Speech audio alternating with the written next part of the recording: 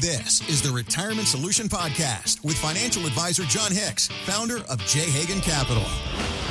I mean, by now, Californians have to know the tax man will continue to cometh. That's just the way of California. Is it not? I think that all the tax men must live in California. Right. I mean, for real. I mean, like, I don't know. I mean, I love it. California, I don't know what it is. I have no idea. It's beautiful to visit. That's what I know of it. It's gorgeous. It's gorgeous. Whenever I'm there, I'm like, okay, so now I see why people come out here. Yes. I really get it. But I remember my economics teacher in undergraduate school.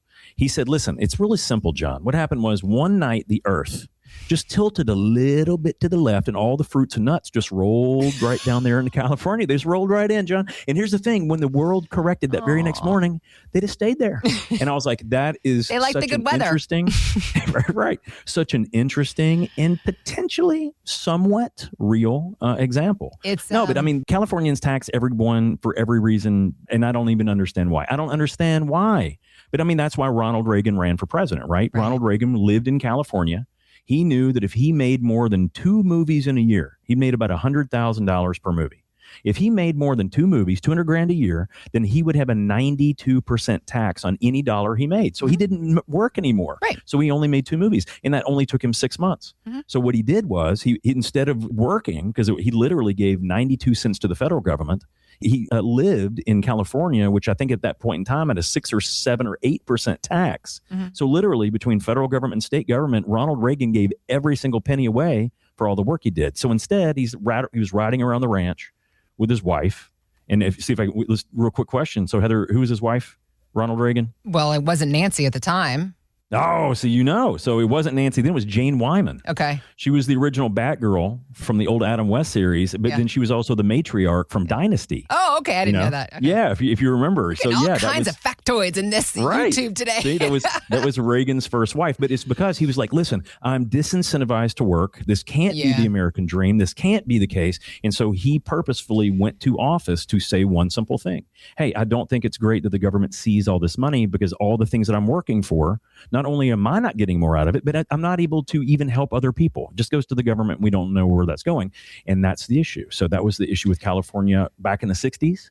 And then to this day, it hasn't changed seemingly a whole lot, at least not to the better. Well, it depends on who you ask, I guess. The government thinks it's great. I'm sure they do. California voters are set to decide a new tax on billionaires come this November. So, I mean, that's the thing. It's a little unrelatable, but what can we learn from it? It goes deeper than you might think. Tax advisor Andrew Katzenstein was telling Fox Business that he is hearing plenty from clients.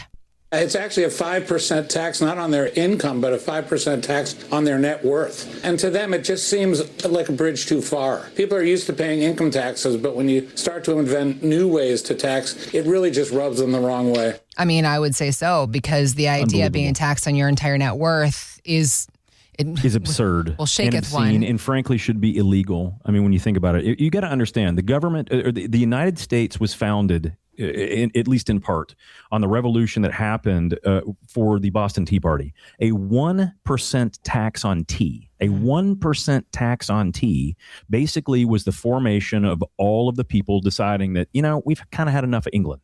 That was a 1% tax on tea. This is a 5% tax on the entire wealth of an individual simply because they've been successful. Right. And I just think that's terrible. That is the opposite of capitalism. That is the opposite of freedom. That's the opposite of liberty. That is ridiculous just because someone's been successful. The amazing thing is Elon Musk has already left, and he's pulling every single thing he can out of the state of California for those exact reasons. Mm-hmm. And we've already seen the same thing starting to happen in New York when you look at the Citadel founder and many other billionaires that are moving down to Florida or to Texas or wherever they're headed, simply because it's just not right. It's not good. So if you think about this, though, for a second, if you think about it, if you have $1 billion, the state of California, and by the way, the voters are going to vote on it this year. I think this November, whenever it is.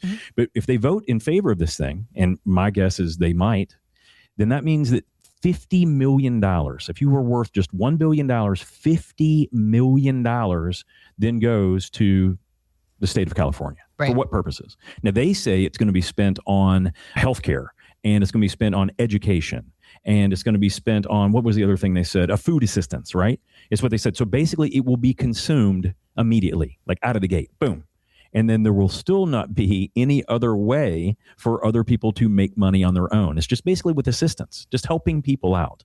Now, I'm not against helping people out at all. I think that's great. It's what we do with our churches. It's what our civic organizations do. It's what public schools are existence for. All these things are to help out us as citizenry. The crazy thing is that California is going to institute this, and I think all that's going to happen is California is going to bankrupt their system. It won't be the first time they've gone bankrupt, by the way. The state of California has gone bankrupt in the past and has been bailed out by the federal government in bond issuances, okay? So the thing of it is that the rest of the nation is in a very serious peril if we don't learn from this, right? And understand we have to spend within our means.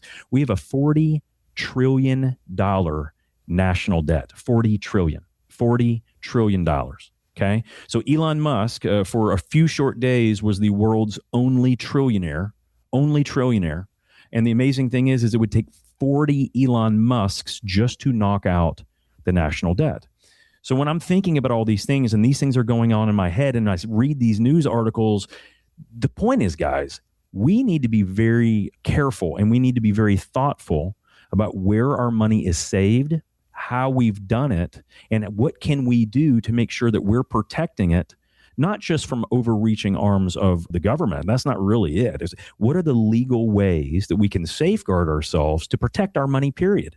Whether it be from market declines or interest rate movements or real estate crashes or overreaching hands of the government, what can be done? And this is why so many people, they're looking at, should I consider a trust? Should I consider these things? If I'm looking at the tax bill, what should I really understand? Where are the real loopholes? Most people look at their 1040 on an annual basis and think that that's what they need to focus on.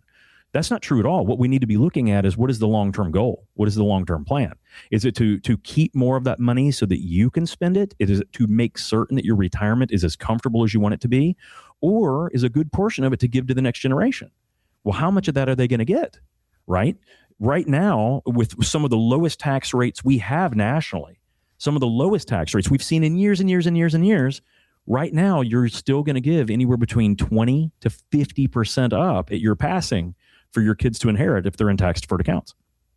20 to 50%. Right. That's a lot of money. That's money that you could have had an extra pina colada on your last vacation. You could have gone and seen Kenny Chesney live in Nashville. You could have gone to Branson, Missouri and learned how to two-step. You could have done all those things with your money, but because, your money was left over after you were gone, it's just going to go to the government instead.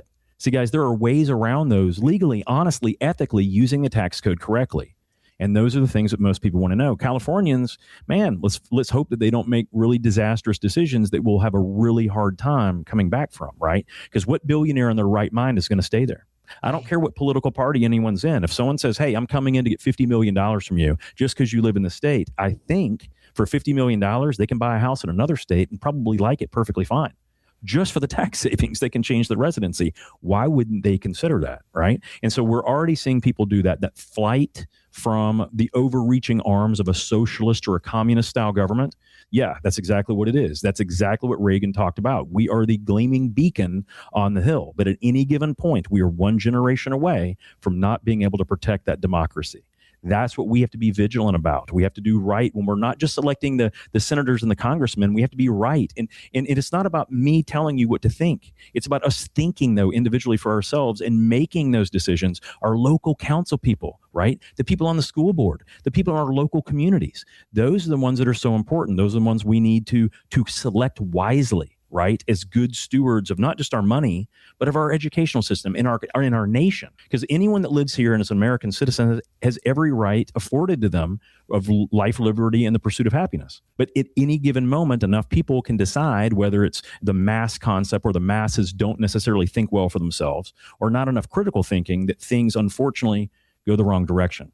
So in our office, one of the things we're always trying to find a way to do, how do we make the tax code work in our favor for those moments of our life when we need it the most? And how do we protect it when we can't anymore because we're older or we're unable to do things? We want to make sure that the jurisdictions that we own those trusts in, or those limited liability companies, those family partnerships, or those things, we want to make sure that they're well versed in what we want to protect things. There are some states that you may not even live in that are much better to own assets in than others. Okay. And we do that all the time. What is the best place to own your company or to own your real estate through? Should it be in a trust? Should it be in a family LLC? Should it be in a limited protection trust, a domestic asset protection trust? What should it be and for what reasons? Because a lot of times people don't like trust because they think they're complicated. Well, they are, but they're complicated for a reason.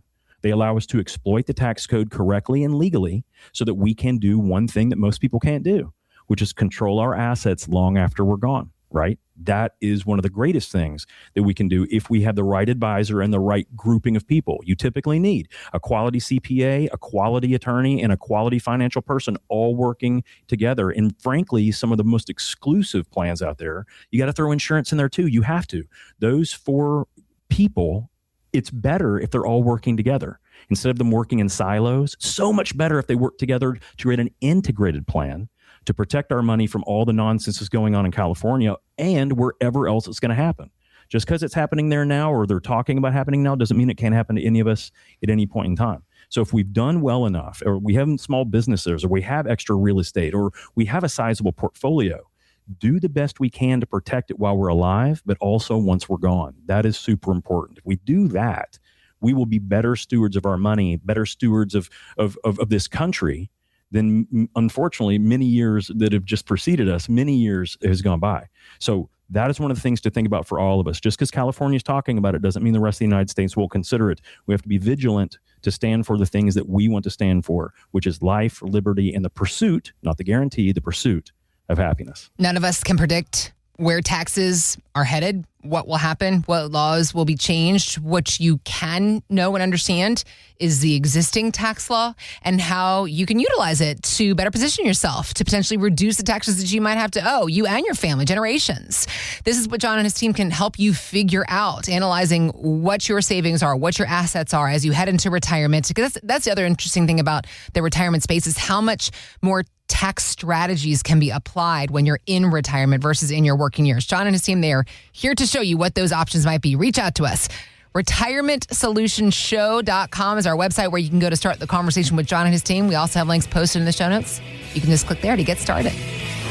Thanks for listening to the Retirement Solution Podcast with Jon Hicks. Begin the conversation about your savings plan with Jon and the team at J. Hagan Capital by visiting RetirementSolutionRadio.com. Be sure to listen to Jon's radio show, The Retirement Solution, Saturdays at 8 a.m. and Sundays at 9 a.m. on News Radio 840 WHAS. J. Hagan Capital Incorporated is not licensed in all 50 states. To find out if J. Hagan Capital Incorporated is licensed in your state, please call 502-690-5635. J. Hagan Capital Incorporated is not affiliated with nor endorsed by the Social Security Administration or any other government agency and does not provide legal or tax advice. By contacting us, you may be provided with information about insurance and annuity products offered through J. Hagan Capital, LLC, NPN number 1882794.